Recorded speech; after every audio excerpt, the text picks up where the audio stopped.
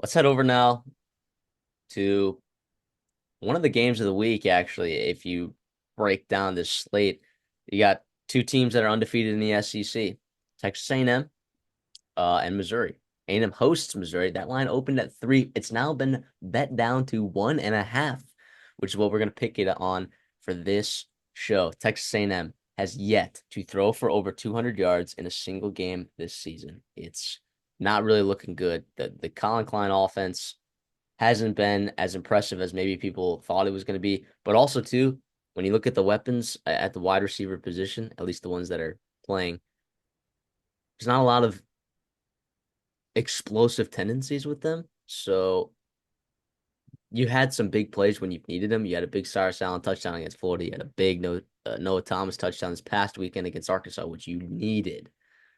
But Marcel Reed did not look very good against Arkansas. Did not. And Missouri's defense has looked actually pretty decent thus far. Metrically, they're awesome. They haven't played uh, some of the best teams, Murray State, Buffalo, and Boston College is a pretty good team. I would say Boston College is a good team that they played against. Vanderbilt, they went to OT with. Like, Missouri hasn't looked all that great either.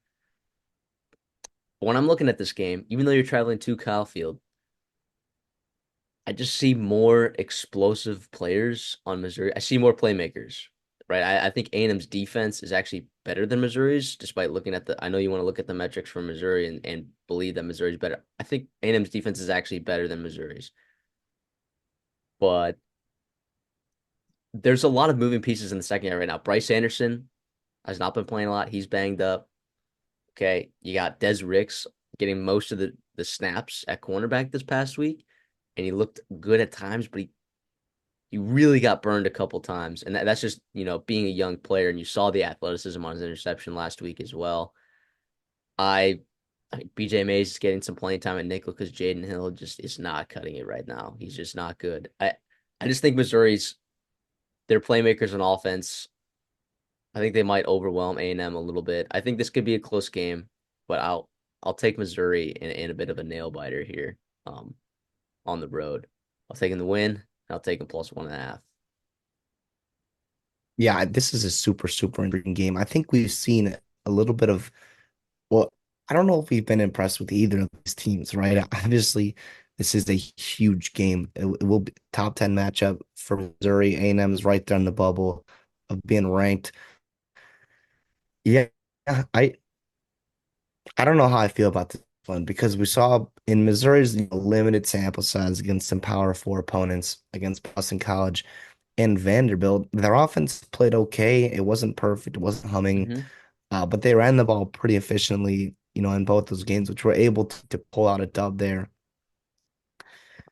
I don't know. I don't think Marcel Reed has to have a monster game for A&M to win. I think they need to establish the run a little bit more than they did against Arkansas. I think they need to hit explosive plays just like they did against Arkansas with Thomas there and be able to break it up. Because if you do maybe a struggling offense, putting together drives, and methodically moving the football down the field is hard to do. It really is. If you can hit explosive plays, quick hitters here, you can flip momentum, you can get that crowd behind you, more than anybody. That Kyle Field crowd, even at 11 a.m., will be humming for a top 10 team coming into College Station. I I think Missouri's better than A&M.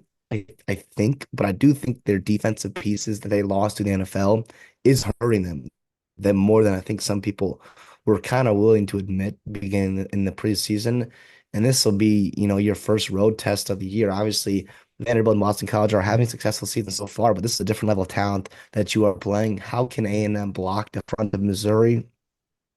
And can they hit explosive plays over the top or catch and runs, whatever it may be, Colin Klein scheming it up. I'm with you here. I'm gonna take Missouri. I do not feel good about it. This is what I'm absolutely Mm-hmm. excited to watch because I think we'll learn a lot about both these teams.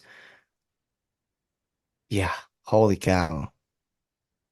I'm October, really man. October, we getting this. We love it.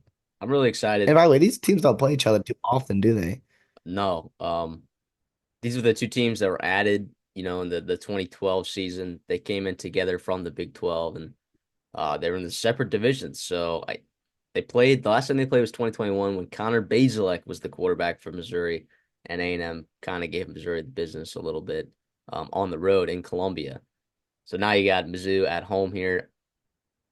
It's gonna be awesome. It's gonna be a good game. If A&M wins this game, all of a sudden the rest of their schedule, you still got tough games against LSU and South Carolina, but they feel winnable then at that point if you're A&M. So this is a big game. And of course that Texas game, because of the magnitude of the game and because it's at home, I'm not counting out A&M in that Texas game. I just won't. So it'll be interesting to Yeah. see how A&M and Missouri, like the winner of this game is going to be talked about as, potentially a conference title contender, but I don't feel that way about either team. But We'll see the eye test looks. I think yeah, the eye test if Missouri comes out and really dominates. We've talked about that on this show. A&M's home away split is definitely something that is quote unquote favorable if you win your home game, right? There's a lot of winnable home or a lot of your big time home games are winnable, or I guess big wins they would be. On the reverse side, Missouri's got a couple big time road games, right? A&M, Alabama, and all of a sudden South Carolina, right? At the end of October or in the middle of November there. So yeah, this is one I think for Missouri, not that they have to have, but one you really want to have because then you get an opportunity to lose to Alabama. You don't have to beat Alabama. You don't have to go on the road there. Maybe you slip up later in the season and you can still find your way back door into the playoffs. This would be a signature win for them to hang their hat on come November when the playoff, committee kind of starts looking at these resumes.